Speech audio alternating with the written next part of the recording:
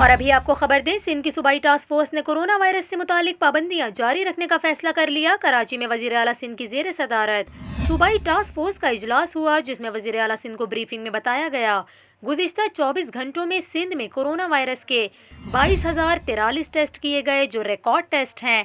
ان ٹیسٹوں کے نتیجے میں 1293 نئے کیسز سامنے آئے، جو 5.9% تشخیصی شرح ہے۔ آپ کو بتائیں، اجلاس میں یہ بھی بتایا گیا کہ سختی کرنے سے کورونا کیسز کی شرح کم ہوئی ہے۔ وزیر اعلیٰ سندھ نے اس حوالے سے کہا کہ اب کیسز کم ہو رہے ہیں، تعاون پر عوام کا شکریہ ادا کرتے ہیں۔ عوام نے تعاون جاری رکھا تو ہم جلد کورونا وائرس کے پھیلاؤ کو روک سکیں گے۔ انہوں نے یہ بھی بتایا کہ کراچی میں کیسز کی شرح 8.34%، حیدرآباد میں 4.42% اور دیگر اضلاع میں 3.3% ہے، جبکہ اس سے قبل 20 مئی کو کراچی میں 12.86% اور حیدرآباد میں کورونا وائرس مثبت کیسز کی شرح 11% ریکارڈ کی گئی تھی۔